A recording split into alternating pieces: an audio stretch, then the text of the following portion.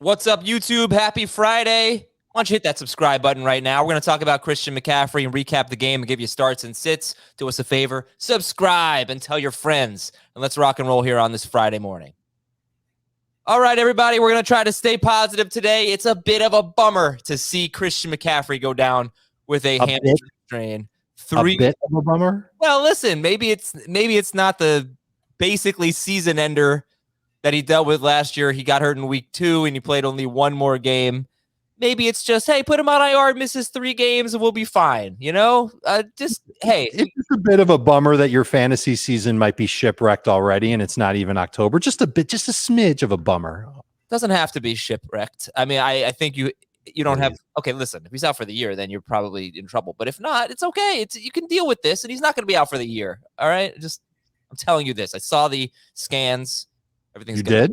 Yeah, they leaked. How long is he going to be out for then, Dr. Azer? To me, it looks like a 2 to 3 week thing. Some of the fibrous muscle tissue expanded. I don't know if that's a word or not.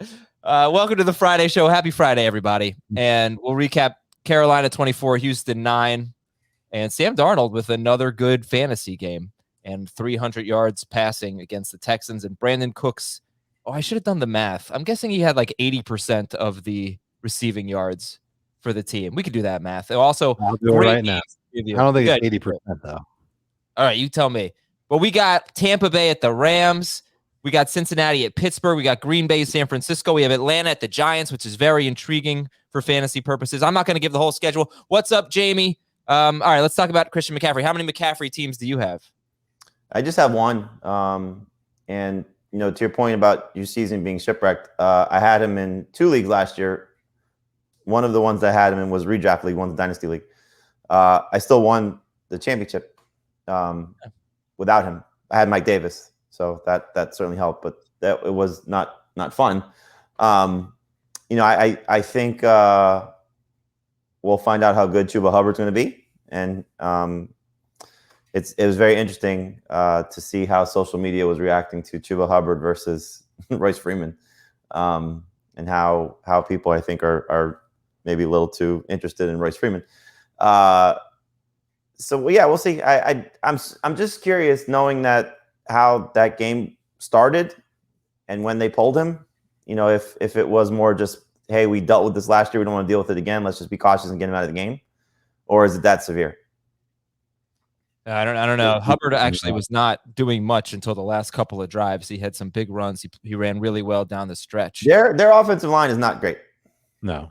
And so that's something to take into account, is that first, give the Texans some credit. They could have easily got demolished in this game, and they fought, and some stupid play calling, I think. When Davis Mills got rolling, they started to just pull back a little bit as opposed to letting him go. But yeah, that offensive line for the Panthers isn't great. And so I'd be a little bit concerned about Chuba Hubbard. Christian McCaffrey overcome some things, but you're obviously going to, spend as much fab as you have to if he's going to miss time. The nice thing is that you should know by Tuesday what the severity is. This isn't a Sunday going into Tuesday. We have to wait until Wednesday. We'll know. Yeah. And he had 3 catches, Chuba Hubbard. So he finished with 11 carries for 52 yards, 3 catches for 27 yards, and he's 44% rostered. Wait, Dave, I said Brandon Cooks, right, with the yardage? I thought you said DJ Moore, but I'll check. I'm sorry. I meant Brandon Cooks. But you said Brandon Cooks. Brandon Cooks. Oh, you did? Yeah, then that's going to be closer to 80%. It was 2/3. He had 2/3 of Davis Mills' yards, or 2/3. Yeah, still 40% of the Panthers' yards went to DJ Moore. That's not so bad. DJ Moore was great. So we got to bounce around. We got to talk about a lot of things in this game. But also, it was a bad game for Carolina. They didn't just lose Christian McCaffrey. They lost J.C. Horn, rookie cornerback, top 10 pick, broken foot, and safety Justin Burris is going to miss some time with the groin injury. But if we look at, just to finish on Hubbard, should be a must-add player. Like I said, 44% rostered, should be close to 100 next week. Oh, for sure. Yes. Your initial Even thought, if he misses just one game, you got to pick him up across the board. Your initial thought, okay, that would be at Dallas next week. Your initial thoughts on Fab? Well, again, we'll know come Tuesday, if it's 2 to 3 weeks, if he's on IR, if it's one game, if it's week to week, whatever the the initial diagnosis or outcome might be of how long he's going to be out. That'll determine what you're going to spend, but it's going to be at the minimum of 25%. I mean, you have to, if it's just 1 week, and if it's short-term IR or longer, it's maybe all of it. It's you go and see what Elijah Mitchell went for. You add $1 and that's your bid. That's if it's long-term. I agree. If it's short-term, then you're looking at 25%. Okay. And Royce Freeman did have 5 carries. He also had a goal line carry from about the 2-yard line. Didn't quite get in. That was one play after Hubbard dropped a touchdown pass. How about Sam Darnold? He's 51% rostered. And dude, if you watch the game, I think Troy Aikman was doing his best to nicely say that Sam Darnold was missing, not playing so great at times, right? I mean, that's worst pocket presence. He fumbled twice, both recovered by the Panthers. He missed some big plays that just throws he didn't see that he should have made.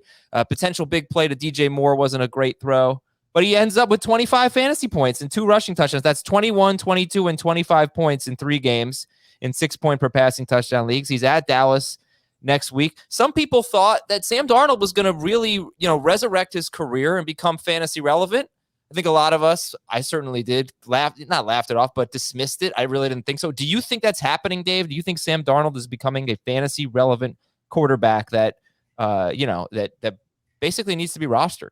I think he's better than what he was in New York, but I think a lot of it has to do with the scheme that he's in and the talent around him. I think the scheme fits him really well. They're giving him well-defined reads. You can tell because he's getting the ball out quick on most of the plays that he's throwing to either McCaffrey or DJ Moore. That ball's coming out quick. It's accurate. It's good. He's confident, and that offensive line is doing a good job protecting him in short periods of time. When he's holding on a little bit longer and when he's trying to read defenses, that's when he's going to start making mistakes and being inconsistent. And that's what we saw from him with the Jets a lot of the time, with some inconsistent throws. There were more of it with the Jets than so far with Carolina. I would imagine there could be some really bad games ahead. And I also wonder just how he'll be affected by Christian McCaffrey not being in the backfield. I think defenses will play them quite differently with Chuba Hubbard in the backfield instead of Christian McCaffrey. So, look, I don't think he's going to run for multiple touchdowns very often. I still don't think he's going to get 300 yards very often unless he really starts to get Robbie Anderson going in the offense, or maybe this Tommy Tremble is going to be somebody who becomes a staple in the offense. He'll be a good bye week quarterback, definitely a good number 2 QB in super flex leagues, but not somebody who can ascend to the top 12 on a weekly basis. Jamie, sell high on DJ Moore or just ride it out? And is it time to drop Robbie Anderson? I mean, anytime, you see a player like this that you drafted not in the top, two rounds or so, you can consider him a sell high candidate, but you got to be getting something better in return. And that's probably only a running back that you think is going to get a lot of work at this point, but he's awesome, and he's been very good his entire career. The thing that just is the problem, which is continuing to be the problem, is the touchdowns. 1 in 3 games. That's typically about the pace that he's on, 1 in 4 games. Yeah. So, hopefully that he can find the end zone a little bit more. But I mean, you just look at the target share, you look at the production the first 3 weeks. I'm very happy as a DJ Moore fantasy manager. Robbie Anderson, I will give 1 more week, because if McCaffrey's out facing Dallas, that's probably going to be a game where they're going to have to score. And so I'll give it 1 more opportunity, not to start, but to stash. But if you have to cut him, I certainly understand it. 5 catches through 3 weeks is clearly terrible. So it's just been a very frustrating, start for Robbie Anderson. Imagine if he didn't have the touchdown against the Jets in week 1, how bad it would have been. So would we be cutting him if he didn't have it? If McCaffrey was healthy, then yes. I mean, look, in 10-team leagues, it's easy to cut him because there's probably a lot of talent on the waiver wire. In 12-team leagues, it's not as easy to give up on a player so soon. But for whatever reason, I tweeted this last night that Sam Darnold, every time he looks at Robbie Anderson, he thinks of Adam Gase and gets PTSD. And so, I just wonder what the deal is, like why he's not looking at him. And at one point, and I think Robbie just had the 1 catch. At one point, the list of players in this game alone that had more catches than Robbie Anderson. I mean, we're talking about Rex Burkhead and Dan Arnold and Alex Erickson and Jordan Akins. I mean, you just think of the names. It's like, it's so weird. I don't understand how he was such a part of this offense last year and so successful. First time with Joe Brady, first time back with Matt Rule since their days at Temple. You know, if anything, maybe you can trade him to Denver for Cortland, not for Cortland Sutton, but for, you know, something, because Teddy Bridgewater loved him and Sam Darnold obviously does not. Well, he's always been a streaky wide receiver, but it's the targets that are just so alarming. 2 targets last night. The throw to DJ Moore that you referenced, they showed the reverse camera angle, and Robbie Anderson is standing on the sidelines with his hands on his hips. And I'm thinking to myself, A, yes, bad throw by Darnold. B, throw that to Robbie Anderson. That's your deep guy. I mean, DJ Moore should be the everything guy. DJ Moore is amazing. I'm not saying DJ Moore can't do it, but like, it's just the shot, like I wanted to freeze frame it and send it out. Just Robbie Anderson standing there, hands on his hips, watching DJ Moore, you know, watch the ball go off his hand, trying to juggle it, and just doesn't make any sense to me. You know, that's really not fair. It's possible that he was saying offsides. You know, maybe he was trying to get a, you know. It's very true.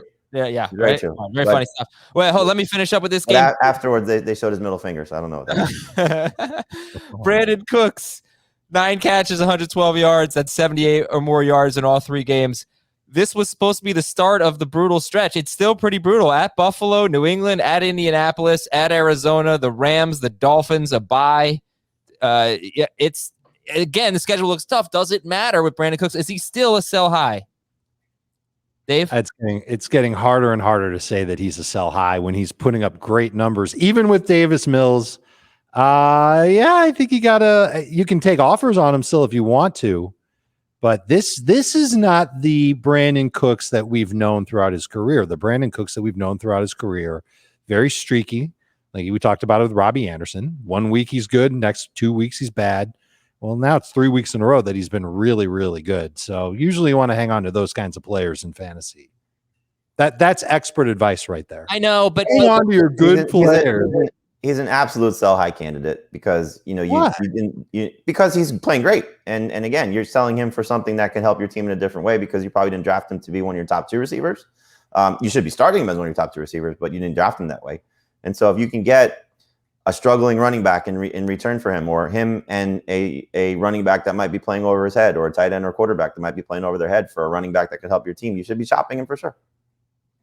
Yeah, and I know he had a great game, 112 yards, but Davis Mills threw for 168 yards. It doesn't matter. This offense is so bad, and he's the best player on it. Yeah, and they're completely force-feeding him the football. It's beautiful. I understand that, but way more than I thought it would be. There's still limitations to what someone can do with a quarterback.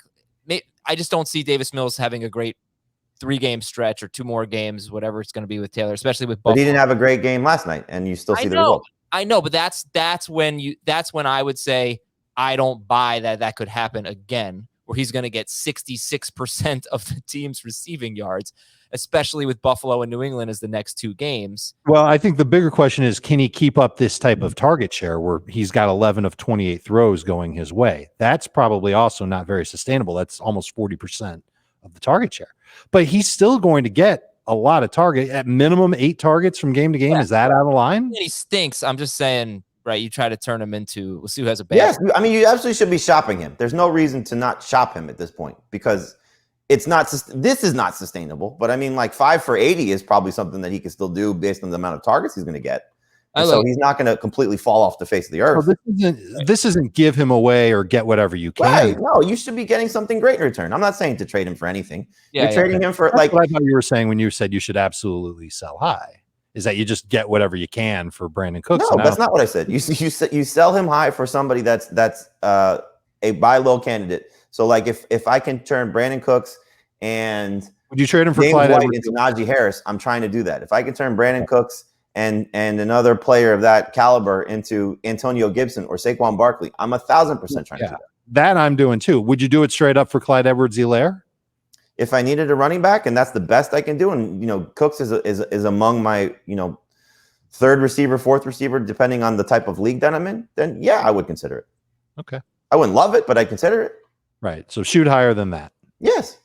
Yeah, you should. Yeah. Okay. But don't give him away. And Davis Mills isn't going to be the quarterback for the rest of the year either, just to keep that in mind. But I just hate the schedule. I didn't like it last night either. He came through. All right, listen, Sunday, 10 By the way, when we do the autopsy on the 2014 wide receiver draft class, how's it going to look 2-3 years from now? Right. Well, Devontae Adams was in that class or no? Yes. Yeah, so he'll be at the top. Nah, Mike Evans might be at the top still, but ahead of Adams. Well, body of work. Those two will be at the top. The Cooks will be pretty close. It's Evans and Adams at the top if things continue for Adams. But Evans had a 2-3 year head start on him. Allen Robinson was in that class. Yep. Yes. And Brandon Cooks and Odell Beckham and Sammy Watkins and who am I forgetting? Jordan Matthews. I think I'm forgetting another star. Kelvin Benjamin. You remember who I thought was going to be the best guy in that class? Marquis Lee. Yeah, Marquis Lee. I loved him. Okay, listen, Sunday, 10 a.m. Eastern. Why do I bring these things up? 10 a.m. to 1 p.m. Jarvis in that class too. Who? Jarvis Landry. Oh, not bad. 10 a.m. to 1 p.m. Eastern. Watch CBS Sports HQ. Fantasy Football Today gets you ready for kickoff, gives you some bets to make, some props, all those fun things. It's a great show for 3 My props are on fire, by the way. Yeah. The DJ Moore props cashed in 1 quarter. And if you want under 1.5 passing touchdowns at plus 110. Mm-hmm. Yep. Ugh, stupid rushing touchdowns. Sorry. I faced him in 2QB league. Want an edge while setting your DFS lineups? You should trade him for Cam. You should trade for Cam Newton, by the way. Oh my gosh. Who's making this guy? One of our colleagues is making me a trade offer in the 2QB league, trying to give me Cam Newton. Why do you even have Cam Newton on your team, George? Cut him. And you're a Patriots fan. They cut him. You should cut him. All right. The Fantasy Football Today DFS pod brings you all the DFS insights you need to dominate. Frank Stanfield, Mike McClure, and Sia Najad provide cash and GPP analysis. It's Tuesdays and Thursdays, deep diving into pricing and matchups. Listen to the Fantasy Football Today DFS podcast wherever you listen to FFT. And I'll tell you that, we play DFS. We love it. There are some people who are true experts in the field. Mike McClure, Sia Najad are experts at DFS. They've been doing it for years very successfully. You should listen to that podcast. Frank's an amazing host. It's a fun show. Fantasy Football Today DFS podcast. All right, we're going to do these questions quickly here because we're going to preview the games and get into it a little bit more deeply. But week 3 questions, I have 5 of them. Where do you rank Alexander Mattison if Dalvin Cook is out? Mattison, by the way, is rostered in just 63% of leagues. That should change. You've had time to do it. I don't know what the deal is here. But where would you rank Mattison if Cook were out against Seattle? Around 20. Yeah, he's a top 24 running back. Okay, what are your overall thoughts on the Bucs offense without Antonio Brown and facing the Rams? I'm good. Brown still may play. So yeah, let's keep that in mind. I'm sure. But yes, thank you. It's a downgrade. You take away one of their best players, but it's certainly a luxury for Tom Brady and the Bucs to have when you can say, okay, we don't have Antonio Brown, but we still have Evans and Godwin and Gronk and all the other parts that they'll throw it at the Rams. So it's a downgrade for Brady, but and Evans may get some additional attention now from Ramsey if they decide to do that, but they haven't been doing that necessarily so far. I don't know. I'm not benching Evans or Godwin yet. Or Gronk. Can't do that. But Brady's the one that I think has hurt the most. Do you think they score 30 points at the Rams? No. Vegas would agree with you. I'd say it's just shy of that, like 27, 28. Mm-hmm. Okay. Question the third. Why do San Francisco running backs always get hurt? And what the hell are we thinking right now, getting ready for this Sunday night game? Is it Trey Sermon time? Might be. I saw one report that suggested it's going to be Sermon and Patrick and potentially Carry-On and Cannon. So if Mitchell can't go, they'll probably elevate Carry-On, and Hasty looks like he's out. So I'd be excited about Sermon if he's in that potentially lead role. Not to anything more than a flex, but they run on the Packers. We'll see if that continues. Patrick's available in 93% of CBS Sports leagues, just in case you want to take a flyer. If you've got dead weight on your bench, you could cut the dead weight for Patrick, and then Patrick could be the guy you cut if he doesn't do anything to get Chuba Hubbard on your team before week 4. I forgot to double check this. I'll try to do it while we're on the air. But the Packers, in their last 9 games, going back to last year, including postseason, they've allowed 1 carry longer than 14 yards to a running back. Not quarterbacks have had some success, but 1 carry of longer than 14 yards, no carries longer than 20 yards. Their run defense really turned the corner late in the year, and so far, it's been pretty good. Not incredible, but it's been pretty solid through 2 games against the Saints. Like Kamara didn't have any big plays, and last week they did a great job against the Lions. Why are people nervous about Aaron Rodgers? Who's nervous about Aaron Rodgers? Heath has him 17th or something like that. You could call Heath. He's got him 16th, and you guys have Rodgers. Yeah, I'm ready. 12th, and Dave has him 5th. So I have 9th. You have 9th now? Okay. All right. As of yesterday, he was 12th. There he is. Now he's 9th, ahead of Brady, ahead of Hurts, ahead of Cousins. Do you feel like people are nervous about him? I feel like people might think that this is a tough matchup in San Francisco. I don't know that it is. It's not a cakewalk. No, it's not a cakewalk. I don't know. I'm not benching Aaron Rodgers if I have him. So the worry is probably that the offensive line isn't exactly the same for Green Bay, which is something that we talked about in the preseason, and that the 49ers do bring a pretty healthy pass rush against everybody that they play. But their secondary still has some issues in there. They've been besieged by injuries. And it's Aaron Rodgers, and he didn't look terrible in week 2 at all, especially compared to week 1. He was off in week 1. He was on in week 2, and it was against the Lions. I have a hard time expecting him to stink. And I think he's got, is it 3 touchdowns in 3 of his last 4 against San Francisco, or multiple touchdowns with a lot of yards in 3 of his last 4? It's something like that. But he's really only had 1 stinker in his last 4 against the Niners. And I don't see him having another one here. He has multiple touchdowns. He has 32 points, 11 points, 21 points, and 36 points in his last 4 games against the 49ers. And it's all within the last 3 years, correct? Yeah, 2 of them were we're not going back to 2012 here.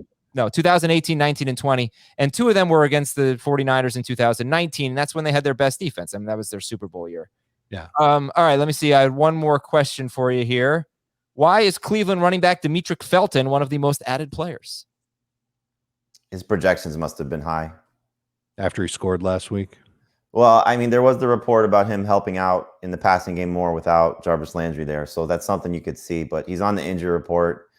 I just think that with Beckham plays, it's hard to expect. I guess it would be if Schwartz is still hurt and Peoples-Jones is not doing very much and Higgins not doing very much. That's something that the Browns might consider, using just another player in that regard. But it's probably just because he's being used in their scheme more as a receiver, but he's listed as a running back. So his projections must be a little bit off.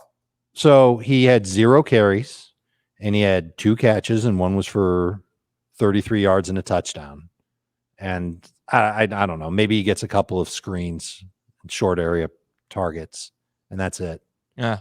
Now, there was a report that Felton could be used more in the slot with Landry out, as Jamie alluded to. But I'm just seeing a little bit of buzz on him. I don't think that we're really rushing to pick up Demetric Felton, but he is eligible at running back.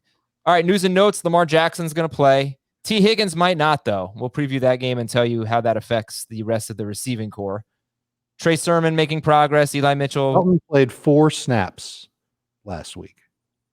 Yeah, it's not even that his projects. He's projected, I'm just looking at our site right now, for just shy of 7 PPR points. He's in the same range as Latavius Murray, Mark Ingram, for what it's worth last night, James Conner, and Sony Michel, which is still factoring in Darrell Henderson getting projections. So he's in that flex conversation. He's got more projected points than Zach Moss and Ronald Jones.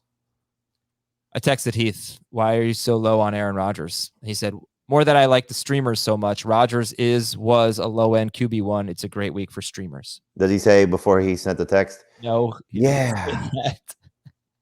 DeAndre Hopkins missed practice. You guys worried about him playing? The Cardinals are not, so no. Okay. Same with Dalvin Cook. We'll see if he practices on Friday.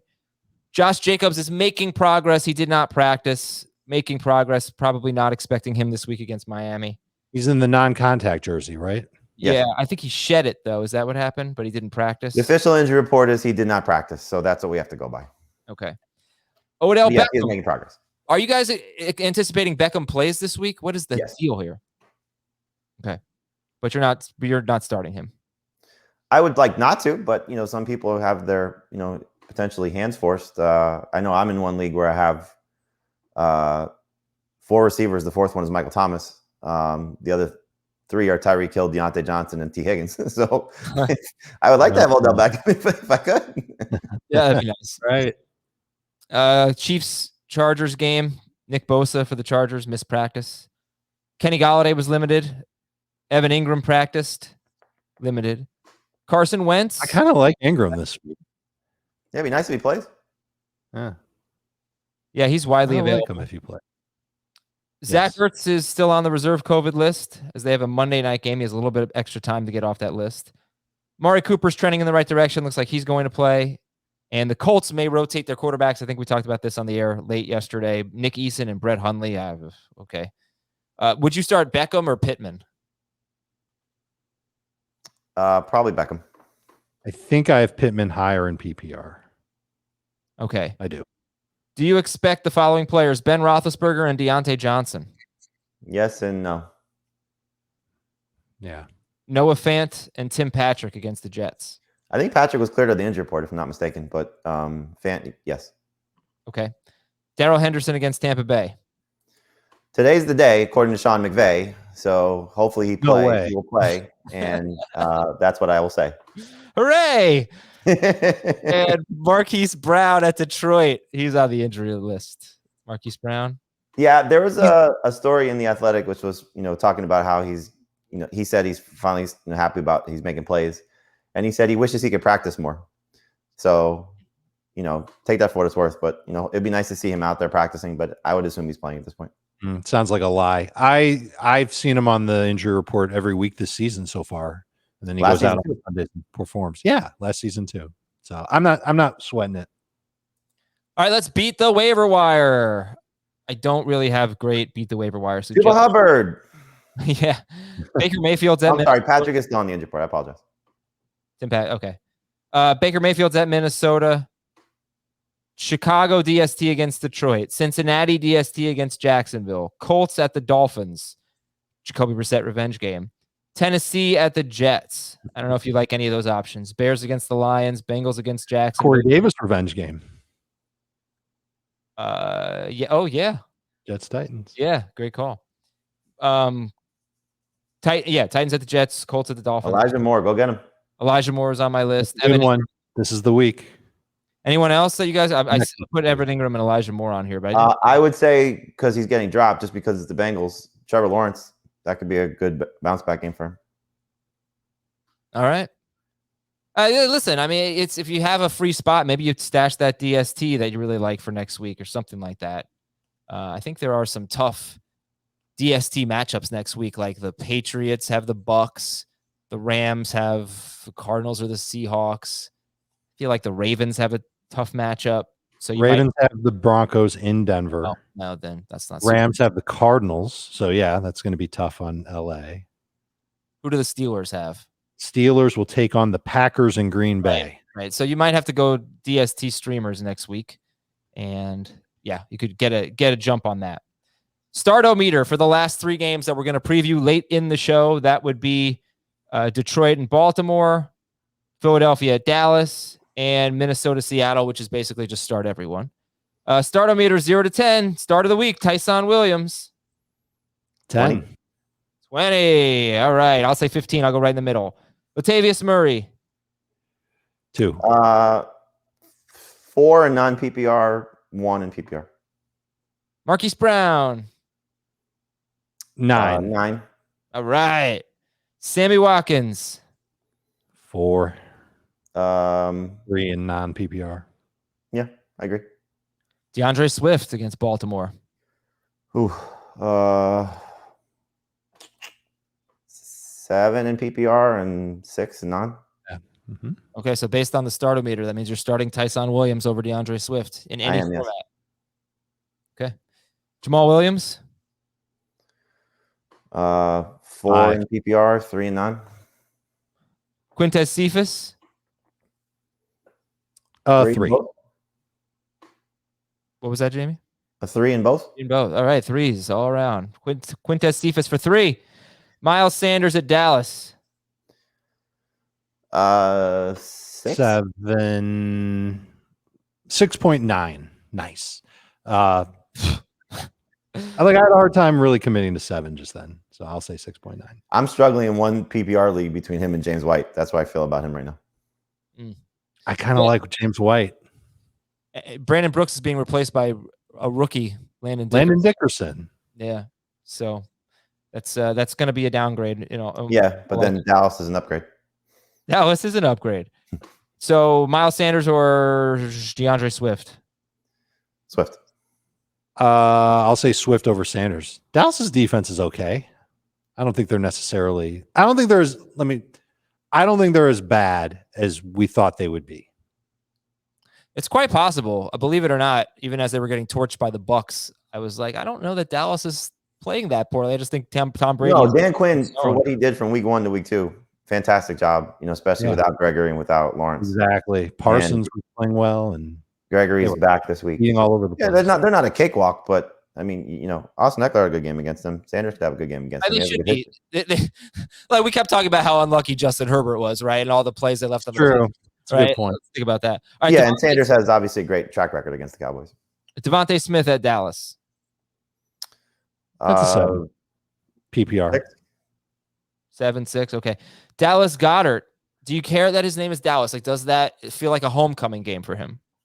Remember when they played the Cowboys in Dallas before? So how did he do? You're just noticing that. I'm not. I don't know how he did though, but they wanted to draft him, and then the Eagles jumped them in the draft to take him. That's the folklore on Dallas Goedert. He's a startable tight end. 6. Yeah, he's. I would say he's 7 if Ertz is out, and a 6 if not. Okay, I'm going to look up his career game logs in Dallas, just see how he does in homecoming games. Ezekiel Elliott. 10. 9. Tony Pollard. 5. 5's good. Amari Cooper. 10. 10, you're starting him. You sure? What about Darius Slay? He's had pretty good history against Cooper from what I Are we sure that Slay is going to shadow him? No, I'm not. All right, so 10. Okay. Kirk Cousins against Seattle. 8. I'll say 7, but that doesn't mean that I would say to sit him at all. I think that's got a chance to be a high scoring shootout. Oh, I would say so. And how about you think the Bonanza, by the way. Going to say so. Oh no, that's the Bonanza. Yeah. No, it's not. Minnesota, just so you all don't have to wait around to the end. Bonanza. Everybody's scoring. Huge game. You jinxed it last week. Your jinx was back. Oh my God. How did I possibly that was a jinx-proof game. That was really. We were watching the game with our boss last week, and I'm sitting next to him, and Pete, and he's asking about games to bet. And, the over was easy. It's so easy. Yeah. Dallas Goedert has played 3 games in Dallas, and he has caught a touchdown in 2 of them. So lock of the week, start of the week. KJ Osborne, 0 to 10. I'm going to say 5 in PPR and 4 in non.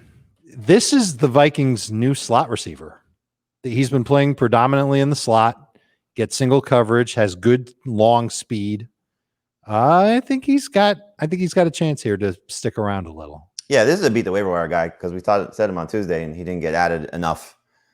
So he's gonna have another good game potentially. You don't want to miss out on it if he's still out there. Sorry to jump on you there. I think he might be a waiver to lineup guy if you're really hurting at wide receiver. Yeah, absolutely.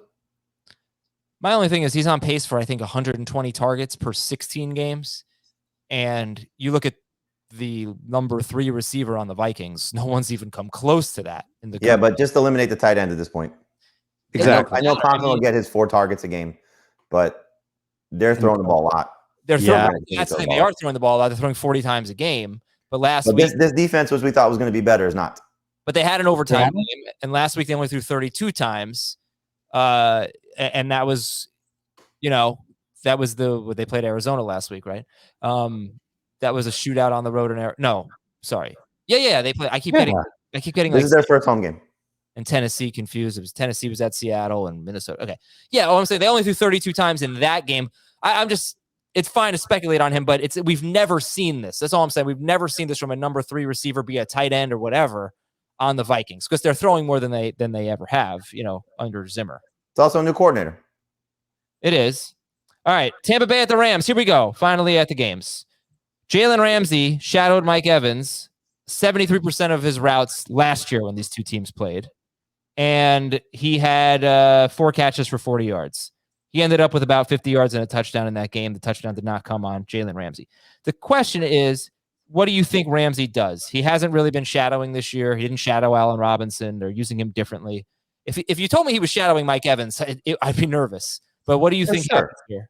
And do we start Mike Evans? I mean, you got to be loaded at that position to say you're benching Mike Evans. So, yes, I think he still start. Because you don't think Ramsey will shadow him, or just because he's Mike Evans? I just think the volume of passing in this game, I mean, they're not going to change who they are, and Brady's not going to change who he is. And they'll, is he going to have a week 1 game like, with Diggs, shadowing him to what it was, 73% of the time, I think it was. Something in that, whatever next gen stat said. Probably he'll be in his vicinity, but that's where, Brady's got the luxury of most quarterbacks don't. And, and Darius Williams is a great corner, but we'll see. I think it makes a difference that Antonio Brown isn't there either. In week 1, Antonio Brown was available, made it easier for Brady to just find the open guy. And frequently it was Antonio Brown. This time he might have to throw to a guy who's tightly covered, and that would be Evans against Ramsey, even if it's Ramsey covering him. But that just hasn't been how the Rams have operated so far this year.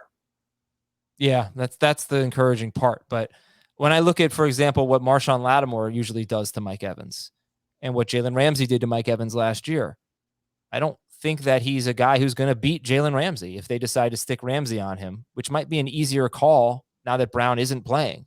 Or if Brown isn't playing, sorry. Brown might play, but seems unlikely. So I don't know. It makes me a little nervous about Evans. He can get locked down by good corners. Godwin, obviously, everybody's going to start, right? But, Okay, so you say start Mike Evans. So you wouldn't start Marquis Brown over Mike Evans? No. Right. Which quarterback you like better in this game? Stafford. Same. Okay. So Stafford or Dak Prescott? Dak. So I currently have Dak ahead of Stafford. One of the guys I was going to look at was Dak going into the game against Philadelphia. And I wonder if this is just a game where the Cowboys could maybe have a little more success running like they did last week. And if that happens, then Dak's numbers could suffer. For now, it's Dak. Do you like any running backs in this Rams-Bucs game? Not really. Henderson would be a flex if he plays, but he'd be the best one. Fournette would be a low-end flex in PPR because I think he's just their best guy no matter what the down or distance at this point. He's catching a lot of passes, so maybe he can get you close to 10 PPR points even in a game against the Rams. This could be the first game where we see a lot of Gio because of no Brown if he's out and maybe chasing the score. That's, I think, been a big reason why we haven't seen him a lot is because they're playing with the lead more times than not. Like you saw when they needed to get down the field at the end of the Cowboys game, he was their guy. To finish up our thoughts on Brady, because I do think a lot of people will have questions on him this week, under the assumption that Antonio Brown is not playing, and I don't know if I mentioned this on today's show. I mentioned it on HQ and on our live stream yesterday. He played the Rams last year with Antonio Brown. He had a pretty bad game. I think he scored 16 fantasy points. I'm starting Jalen Hurts over him. I see you both have Jalen Hurts ranked ahead of Tom Brady, but none of the streamers, right? Not Daniel Jones or Teddy Bridgewater or Derek Carr or anything, right? No, because this should hopefully be a high-scoring game. I don't think Brady's going to fall on his face, but is he going to? I mean, look, we have a benchmark now. Is he going to be better than Sam Darnold's 25? I would say yes. Okay. Is he going to be his 38 average? I would say no. No. Do you want to talk about how you would adjust your wide receiver rankings if Antonio Brown plays? Would that change much? Sure. I would strongly consider Brown over Evans. Godwin will be at the top no matter what. But if Antonio Brown's there, and I think there's a chance that Evans could draw some decent coverage, whether it's Williams or Ramsey from the Rams, then yeah, I think that there's a chance that Evans could be left high and dry. He got fed a lot last week. So maybe this week they lay off of him, and it might just be easier for Brady to hit those shorter targets to Godwin and to AB. Brown would be third for me still. Even if he plays, okay. Okay, Rob Gronkowski is top 4 for Dave and Jamie, excuse me, and 7th or 8th for Heath. I don't see who's going to sit Gronkowski, although you could have 2 options if you have Gronkowski. Would you start Rob Gronkowski over George Kittle this week? Yes. Mm-hmm. Wow. Would you start him over Kyle Pitts? Yes. I'd start him over everybody except for Kelsey, Waller, and Hawkinson in PPR. Okay. Agree. All right. Stafford is top 12, and start Matthew Stafford. He's 8th for Jamie. Oh, he's 8th for everybody now. How about that? So just one quick point. When these teams have met each of the past 2 years, and last time they met, McVay had 16 running back runs called. Everything else was a pass. It's 51 pass attempts. 2 games ago, it was 10 running back runs called and 68 pass attempts. And that was with Jared Goff. So we know that he loves Stafford and he's dialing up plenty of pass plays for Stafford. It wouldn't be a surprise if Stafford threw the ball 50 times. He's only thrown 56 passes in 2 games. They're throwing the ball a lot, I guess as a percentage, at least if you go back to week 1, they were pretty pass heavy until the 4th quarter when they were killing the lead, but they've run very few plays. And it's weird. It's not what we usually see from Sean McVay. So I don't know what that's all about. It's probably just a 2-game fluke. They didn't have the ball much in week 1, but they only ran 50. They ran 60 plays in week 2 and 50 in week 1. But I mean, that's just only Seattle and New Orleans have run fewer plays so far. Okay. Well, 110 plays through 2 weeks. Yeah, that's terrible. And how many pass attempts does Stafford have? We can see 50, how Pat runs. 56. Okay, so that's right around 50-50. He may get that in this game. Yeah, right. Things should change here. Like I said, week 1, they were pretty pass heavy, and then I think Darrell Henderson had 9 carries in the 4th quarter. So you would start Henderson if he plays over Fournette? I would, yes. I think I would too. Interesting. Okay. I imagine there's a lot of running backs you would start over both of them anyway. Yes. And same with Michelle. Okay. Well, let's put it this way. If Dalvin Cook is out and Henderson plays, I would start Madison ahead of Henderson. Agree. Would you start Sermon if Mitchell's out over Henderson? I would, yes. Yeah, I think I would. All right. Starter sit Cooper Kupp off to somewhat of a slow start, less than 300 yards in 2 games. But what about Robert Woods?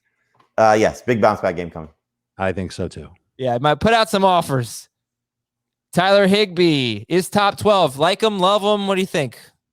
I like him as well. He's a good alternative in the quick pass game to running the ball. So if they're shy about running the football like they've been over their past 2 meetings with the Bucs, throwing some short passes to Higbee makes a lot of sense.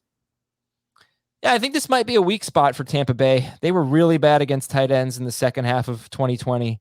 And so far, Dalton Schultz and Blake Jarwin combined for 65 yards, caught all 9 of their targets. Kyle Pitts had 5 catches for 73 yards on 6 targets. So Higbee, he's still 84% roster. Nobody freaked out. Nobody dropped him. Or very few people did anyway. Would you start a DST in this game? No, if you can avoid it. Right, but I still have the Rams DST in my top 12. I don't think the Bucs are probably going to be really close to there. Yeah, I've got the Bucs at 14. I got a weird feeling about the Bengals DST this week. I would start them over the Bucs. All right, hold that thought, because when we come back, we're previewing Cincinnati at Pittsburgh. Be right back on Fantasy Football Today. Bengals and Steelers. Well, it would be nice to have all the wide receivers healthy in this game. But here's your stat of the game as it relates to Najee Harris. The Bengals have faced 2 running backs, Dalvin Cook and David Montgomery. Both of them had 20 carries for 61 yards. Is Najee Harris a must start? Yes. I got him ranked that way. It's easier to do it in PPR than non-PPR. Frankly, I'd be a little surprised if he had 61 rush yards, just because the offensive line has been an absolute killer for them. We know that Roethlisberger isn't playing at 100%. And if they don't have Deontay Johnson, that's going to hurt them in the passing game too. Could it help Najee Harris if they don't have? If they could run the ball effectively and have demonstrated that within the first 2 weeks of the season, then I would say yes. Mike Tomlin did say we got to run the ball better. Yeah. So, I mean, the offseason, he said at the NFL draft. I mean, Right. You said that a lot You last. wish it into existence. It doesn't mean it's going to happen.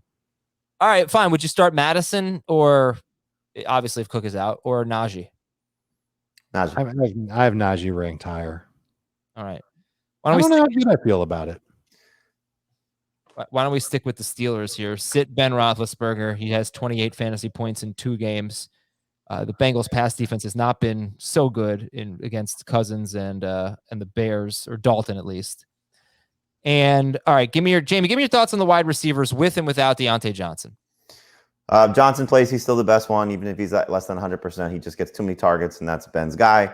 If Johnson is out, it's basically the same. It's Johnson, Juju, Claypool, and then it's just Juju, Claypool, and then don't even bother with James Washington because I don't want to trust him.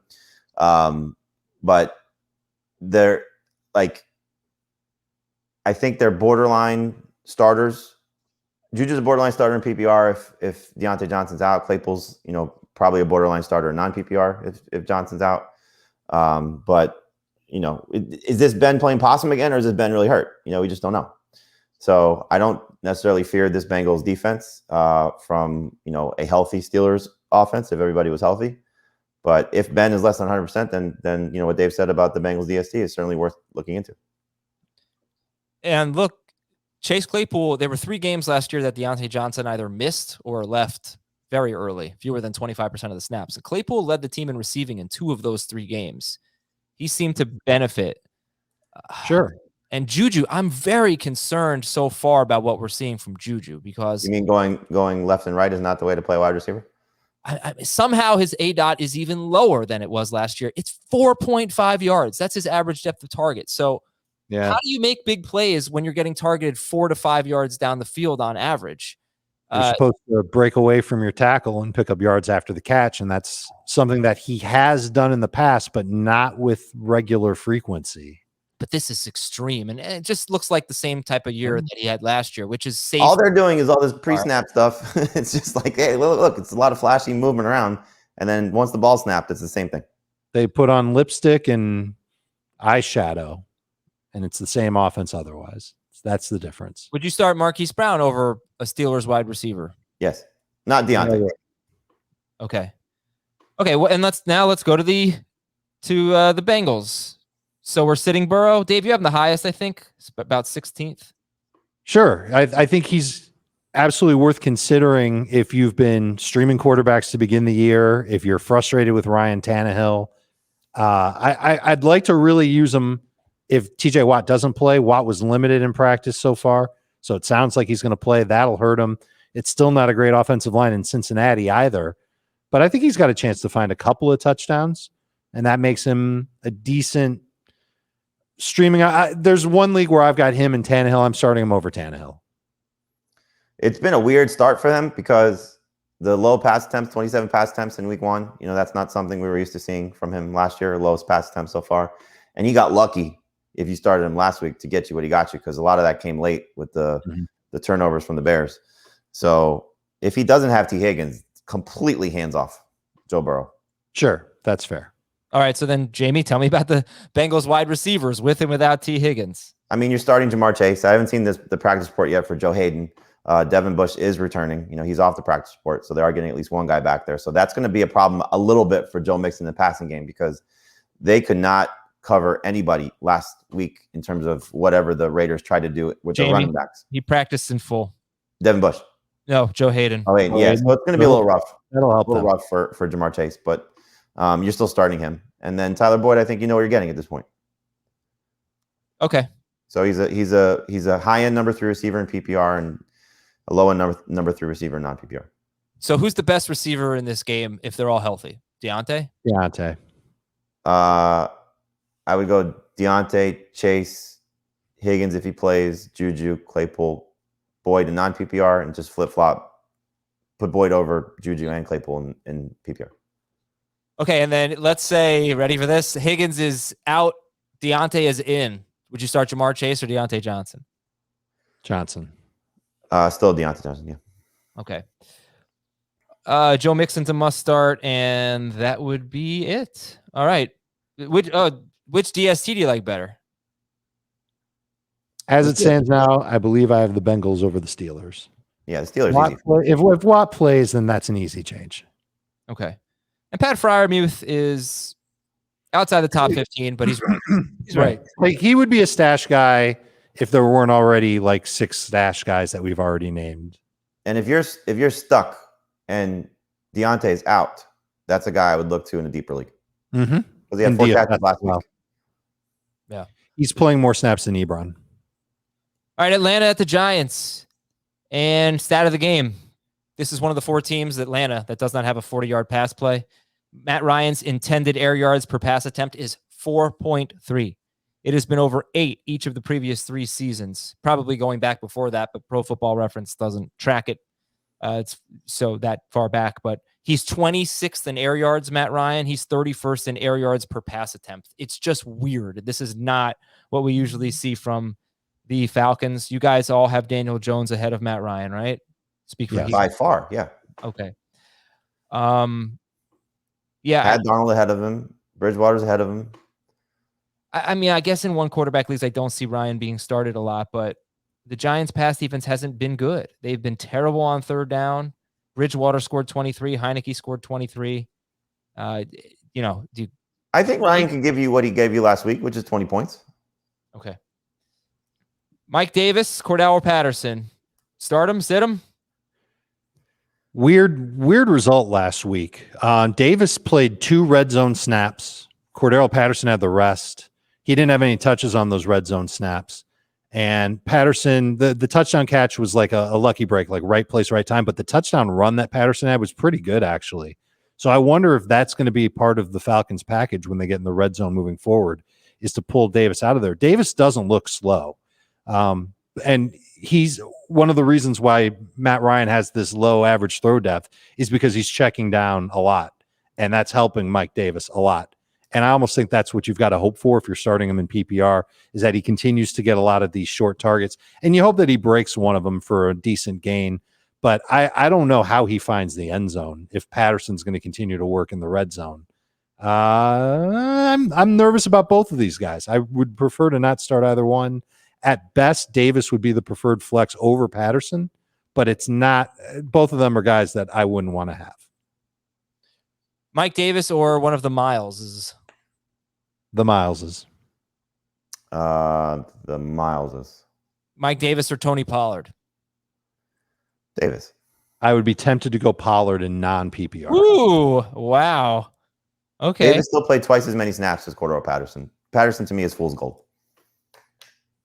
Yeah, and then it's the question of the matchup. Is it a tough matchup? They've been pretty good against the run, but not great. I don't think it's a matchup you have to avoid. Oh, I would say they've been good against the run. They give up the one big run to Melvin Gordon. Yeah, after that, there's been nothing. Yeah, I mean, Gibson was fine. 13 carries, 69 yards. They have been good against the run. I don't know that they're great. But, okay, Calvin Ridley's a start. Let's throw the ball downfield already. And Kyle Pitts. Boy, the Giants have been terrible against tight ends. They're giving up so far the 4th. Yeah, this should be the game for him. Mm-hmm. He started to look a lot better last week, more comfortable. Yeah, 73 yards last week on only 6 targets. That's great. And you're starting him, but you guys are going to start Gronkowski over him. How about Noah Fant or Kyle Pitts? Pitts. I have Pitts 2 spots ahead of Fant and 1 spot ahead of Kittle in PPR. All right, Daniel Jones. Let me see the updated rankings on Mr. Daniel Jones. 13th for Jamie, 14th for Dave, and 9th for Heath Cummings. Wow. We're just how off season the joke was saying Daniel Jones in the subject line and Adam will read it. Yeah. I've had so many Daniel Jones questions this week. It's so refreshing. The Falcons defense, we think is horrible. They faced the Eagles and the Bucs. Both quarterbacks that they've faced have had a passer rating of 2 running quarterbacks. 6.4. You mean Tom Brady? Yeah. 126.4 or high. All right. So they've been bad. All right. Tell me, you guys have a lot of faith in Jones and Sterling Shepard to come through this week. What about Galladay? If he plays, yeah, I think you look at the opportunity. This is the perfect squeaky wheel game. He's yelling at his offense coordinator. Jason Garrett's had to address it. He's needed. That offense needs another player to step up in the passing game. Now, it could be Ingram if he plays, so just keep that in mind. And that could hurt Shepard. for what he's gotten with 19 targets in 2 games. But I mean, obviously they need to have some better production from Galladay. Kadarius Toney's getting into fights with the media. You know, he's going to have something at some point as well. So there's a lot to like about what Daniel Jones has at his disposal. It's just a matter of can he connect with them. The best thing about Daniel Jones is going to run. I mean, you know, anytime you have these quarterbacks like this is what makes them special as fantasy quarterbacks. You know, so he's not going to get 95 yards. I think he's going to get more than 27 yards. That's been his rushing totals the last 2 weeks. But the design runs, you can't get away from that. That's something Jason Garrett has done right. You know, he's getting him opportunities to use one of his strengths. His rushing yards prop this week is 26.5 yards. It's funny how that works. And I think against this Falcons defense, which will play some man coverage, that'll work in his favor. And I'm not even sure if A.J. Terrell is going to play for Atlanta. He had a concussion, I believe. And so if he's out, that's their top cornerback. And they really didn't have a real good cornerback to begin with. He was their best guy. That will help Galladay. This and the best part about it all is that this is the best matchup for the Giants offensive line so far this season.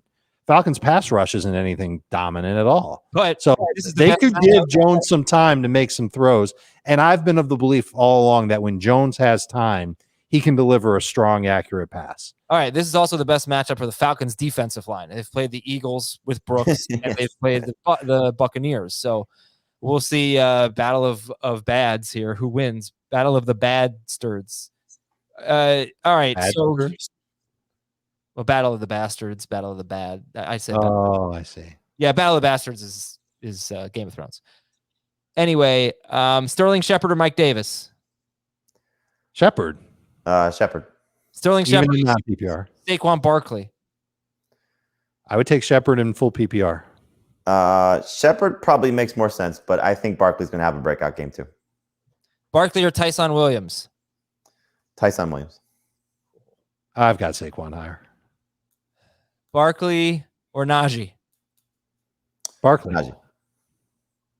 All right, you guys both have Barkley approximately 15th. Dave a little higher, Jamie a little bit lower. And Galladay or Claypool? Pretty sure I've got Claypool a few spots higher. Claypool if Deontay Johnson's out. Galladay if Deontay Johnson's in. Okay. I've got Galladay higher either way. Galladay or Devontae Smith? Smith. Starter sit Evan Ingram. The Giants starting or sitting Evan Ingram. If they're starting him. He'd be a lone starter. I would start him over Jared Cook. Would I start him over Dallas Goedert? I think I might. Why would you This start Atlanta defense isn't good. So let's talk about that. Why would you start Evan Ingram over Jared Cook? Because I think he'll get more targets, and I think he can make more plays after the catch when he does actually catch the football. Whereas Cook, it just feels like the definition of a touchdown or bust tight end. Yeah, I'd still start Cook. Just the implied total in that game and what he's done the first 2 weeks. Like he should have scored last week and had a very strong game week 1. I just think the way Justin Herbert's playing right now, the luck's going to turn around. So that game has a much more high-scoring feel to it. I don't know what it's going to look like the way Sterling Shepard's playing and having Galladay and whatnot, but Daniel Jones loves him some Evan Ingram. I mean, they must be best friends because Evan Ingram's let him down so many times and he just keeps throwing to him. All right, that's Giants-Falcons, game of the week. Green Bay at San Francisco. Maybe this is the game of the week. Yeah, so I mentioned Green Bay's run defense been really good. 1 carry of 14 or more yards, of more than 14 yards to running back in their last 9 games going back to last year and including the playoffs. What is the game of the week? There's so many good games. I think it's Rams-Bucs. I think it's Rams-Bucs too, but this is a good one. Chargers-Chiefs is a good one. Sneaky one is Vikings-Seahawks. That could be it's a good one. One game. I don't think it's that sneaky. I think Bengals-Steelers could be a very good game. This is a great week. Patriots-Saints. That should be your bonanza. Ugh, that's the Costanza. I don't know if people are aware of this. The Saints last week were playing with their backup center on the road without, I think, 5 offensive coaches. And they were having trouble just getting the plays called. And Jameis Winston said that he needed to speak louder at the line of scrimmage. I mean, it was a really embarrassing operation last week. They better clear that up. Worst offensive game in Sean Payton's coaching career. Yikes. Yep. All right, I'm sorry, guys. Green Bay at San Francisco. So Green Bay is easy, right? I mean, we talked about Rodgers. Start Jones, start Adams. Robert Tonyan, start or sit? Start. He's got 13 touchdowns in his past 19 games with Aaron Rodgers. Touchdown or bust fantasy tight end. Better than Jared Cook. I know you guys love Sterling Shepard this week. Do you like him better than Debo Samuel? In PPR, yes. In non-PPR, no. Oh, sorry. I didn't know if Dave was going to chime in there. That's cool. Debo is on fire. 189 yards and a touchdown in the first game. He had a 79-yard touchdown catch that probably should have been about a 30-yard catch, but the defender fell down and he ran about 50 yards. But still, he's been tearing it up. The way they use him, I don't think he's going to get shadowed by Jair Alexander. So, I mean, do you think Debo is basically a must start? You don't really have it ranked that way. What do you think about Debo, Dave? I think I'm a little worried about him. Long term, I'm this is a sell high if you ask me, because eventually when the 49ers get their run game going, Debo Samuel's target share will shrink. It's going to go way down. He's an extension of their run game by virtue of the short targets that he gets. And eventually George Kittle is going to get involved. Brandon Ayuk, the drumbeat is getting louder for him to start getting more involved and to play more snaps in this offense.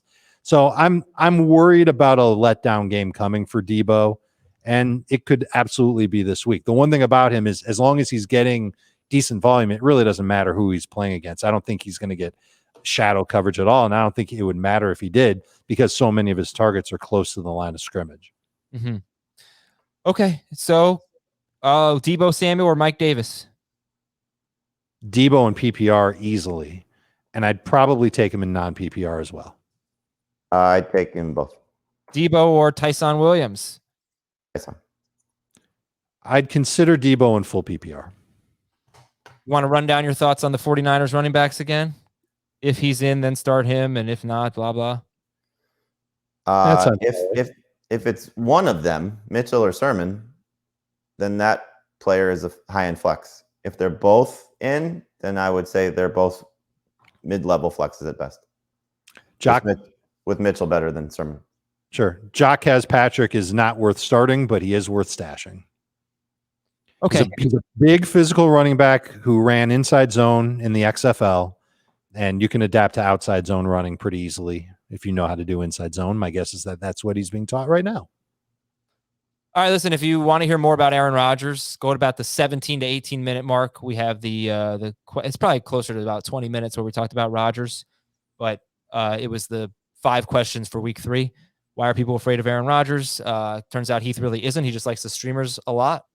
And start Rodgers, but you might have some other options. Like you'd start Jalen Hurts over Rodgers. Certainly 4 points for passing touchdowns. They're close in 6. Yeah, I would take Rodgers. Okay.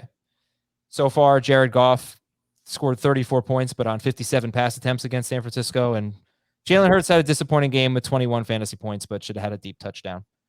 And don't start Jimmy Garoppolo. His numbers came with his legs, though. Just keep that in mind. Yeah. I did say it was just, yeah. George Kittle, top 6 in both formats. He has 9 targets in 2 games. I think Debo has 20. So let's get going here. Green Bay's given up 3 touchdowns to tight ends so far and sit the DSTs. All right, guys, let's go 10 minutes for our last 3 games. We already talked about them earlier. Baltimore getting a little healthier, but I don't know that they're going to have Deshaun Elliott, their safety. Brandon Williams, though, their nose tackle, was limited in practice, and that's a good sign. He left last week's game with an injury. Stat of the game, Baltimore is giving up 2.7 yards per carry to running backs. So your general feelings on DeAndre Swift, Jamie? You're going to have to make plays in the passing game. I think it's going to be a lot of garbage time as well. I don't think they're going to have a lot of success in the first, 3+ quarters probably. I mean, that's kind of been the MO right now. So we have one productive game for this backfield, one terrible game for this backfield. So probably somewhere in between. If they do the thing that teams typically do against Baltimore is, when teams are blitzing them, you throw to your backs. So this Quintez Cephas is worth picking up in deeper leagues, but this is still clearly a terrible receiving core. Like we said, going into the season, and nothing's changed. It's got worse. So, I mean, it's Hawkinson and hopefully the 2 guys, that line up behind Jared Goff, and that's where he's leaning. But we're not starting Jamal Williams. No, I mean, his usage last week was annoying and production was worse. The running backs had 20 targets combined in week 1 and 8 targets in week 2, and they were playing from behind in both games. So little frustrating to see little usage from them. Cephas ran a bunch of crossing routes, and I wonder if he was used to maybe take some pressure off of the running backs. And honestly, Cephas, the touchdown that he had, broken coverage. The longer play he had, broken coverage, and it was a busted play anyway.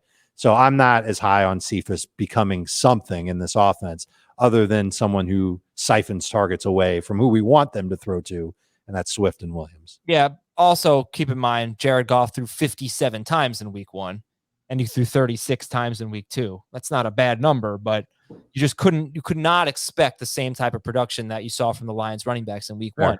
Well, it's also with the way Baltimore runs the ball, time of possession is going to be a problem for the Lions. Yeah, it should be. But I guess there's good and there's bad, right? Because they're probably going to be trailing in this game. And 3 of Swift's 4 catches, I want to say, came on the last drive of the game against Green Bay when it was out of reach. He had 1 catch going to that drive. He had 4 targets on that drive alone. Hopefully you get a little more garbage time here. Marquis Brown is off to a great start. He is a top 30 wide receiver for you guys. I think he's a little bit lower than that for Dave in full PPR. But yeah, he's tough to bench right now. I think it's like 8 games in a row going back to last year, at least 12 PPR points. Wow. Yeah, he's going to be higher for me. Okay. All right. I will get him in my lineup. Let's see. Marquis Brown or DeAndre Swift. I think it's easy to go Brown in non-PPR and half PPR. Yeah. And I think I'm going to take my chances with Brown over Swift in full PPR. It's just so, the touches should favor Swift, and you hope he does something with them. Yeah. Mark Andrews start, bounce back. Come on. Yes. I hope so. All right. Jared Goff sit. Kittle had over 70 yards receiving in week 1, and Tunyon scored last week against them. So are they going to play Jamie Collins? That's a big question. Trying to trade him. Doesn't sound like it. I'm not sure. And Baltimore's DST is top 4. Baltimore's DST was available. Yeah, they got dropped. They played the Chiefs. So they were available. They might be available in your league. Mm-hmm. And finally, we have 2 more games. Sorry. Philadelphia at Dallas. And the big injuries for the Eagles, the Brandons. Brandon Graham out for the year. Brandon Brooks on IR. Yeah, both are big, but the Brandon Graham injury is just absolutely huge. So, stat of the game. Devontae Smith has a 25% target share. That's great. He was a dud last week, but he still got some target. I think he had 7 targets last week. He had a lot of deep targets last week, and a bunch were off target. 2 were underthrown. He almost made a play on both of them. So really good talent. Should get some shorter targets, but he also has the potential to, jailbreak one with a deep play. This Cowboys defense, they've allowed 3 100-yard receivers in 2 games, plus another receiver with 91 yards. Yeah. And it was the Bucs and the Chargers, but still. So you guys like Marquise Brown better than Devontae Smith, right? You said. I think I'm going to take Smith over Brown. Oh, okay. They're close. What else? I would take Brown over Smith. Would you start Devontae Smith or James White? Smith. I have that decision in PPR, and I'm starting Smith. I like it. Devontae Smith or Robert Woods. There's your evil laugh. I would take my chances on Woods. Okay, Dave, can you do the laugh of Eric in Billy Madison? I don't know if I can do that laugh really well. I'll give it a shot though. Yes, nice work. That's my impersonation of Carl impersonating Eric's laugh. Yeah, crazy Carl. All right, so in terms of Hurts, we'll come back to Miles Sanders in just a bit. We already talked about him a little bit, but Hurts, Dak, Cooper, Lamb, start him, right? Just start him. Dak over Hurts as of now, but otherwise, yes. What could change? I mean, obviously the Amari Cooper injury, is that what could change it? Obviously, if Cooper does, I think you just start the Cowboys receivers as long as they're healthy, no matter what. I'm a little skittish about all of a sudden the Cowboys realizing that they can run the football. Zach Martin comes back and they're running to the right side like bosses. And we know that Brandon Graham's out for the Eagles. That might further encourage them to run the football more. And we know that we knew it was unsustainable that Dak was going to throw 58 times every single week. So that I think they might stick with their run game a little bit more than we'd really like them to for fantasy purposes. Okay, Tony Pollard, is he a top 30 guy this week? No.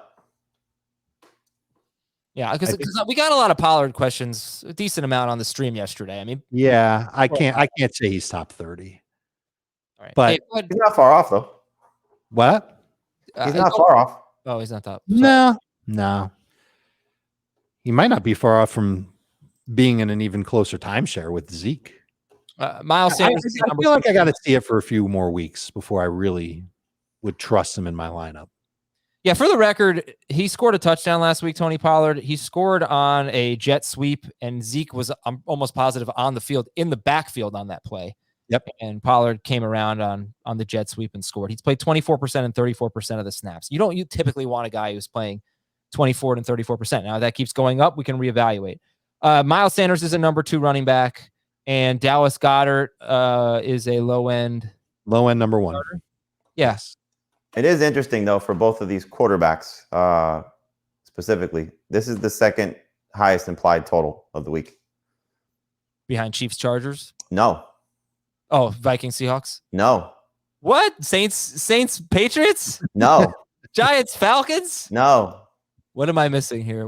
Packers? No. How about Bucks Rams, you knucklehead? No. No. I would. Really? What is it? You ready for this one? Bills? No. Colts, Titans. Really? 54.5. With the backup quarterbacks? I'll take the under there. All right. I guess it depends on the book you're looking at. The one I'm looking at, that's the one the highest. The Caesars has Chiefs, Chargers highest. I'm looking at a coloring book. Dallas Goedert, or remember, the Cowboys have been horrible against tight ends. Cook had a touchdown callback. Dallas Goedert or Tyler Higbee. This one's expected to go north of 50, though. I would think so. All right, Goddard or Higbee? Goddard. I think I might like Higbee better. Goddard or Tunyon? Goddard and PPR, Tunyon and none. Okay. Any interest in Dalton Schultz or Blake Jarwin? I wish one would go get traded to another team. Jarwin slightly over Schultz. All right.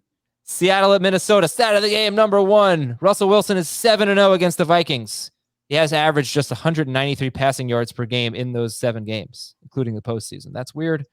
He'll throw for more than that in this game. Minnesota has been terrible against Cincinnati and Arizona defensively. But yeah, Russell Wilson has never lost to the Vikings. Stat of the game, number 2. Seattle allows the most receiving yards per game to running backs.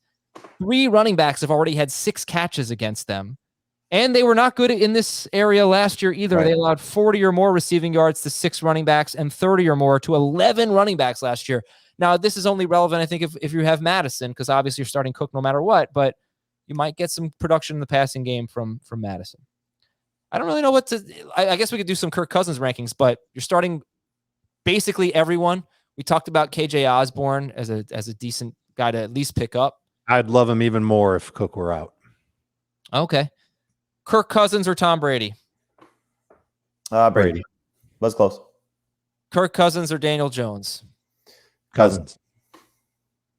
Kirk Cousins. In 6 points, in 4 points, Jones. Okay. Yeah, he does rush for touchdowns. That's his thing. Kirk Cousins or Ryan Tannehill? Cousins. Stafford or Cousins? Stafford. And Metcalf or rank the wide receivers just for fun. Lockett, Jefferson, Metcalf, Thielen. Works for me. Okay. And no tight ends in this game? I'd prefer not to. No. Conklin if you're desperate, I guess. Oh, we were done with this. We were done with this 3 years ago. No. It gave a triumphant return last week. Let's go. Oh, By the boy. way, Triumphant. can I claim Old Mother Hubbard as the team name? now, or like, do you think everybody's using that, or what? No, you claim it. All right, old Mother Hubbard. That is Put mine. a feather in your cap. Okay, thanks everybody for listening and for watching. We got a mailbag coming up that'll air on Saturday or on YouTube. It'll be on Friday if you want to get a jump on Why the do people get mailbag. so upset about that? Just I guess people on YouTube don't know that I publish this in the podcast feed on Saturday, and I'm always like, "Hey, happy Saturday!" And they're like, "It's Friday, you idiot!" All right, have a great weekend. Good luck in week 3. We'll talk to you with the mailbag and fantasy football today, 10 a.m. Eastern, live Q&A, 11:30 a.m. Eastern on Sundays.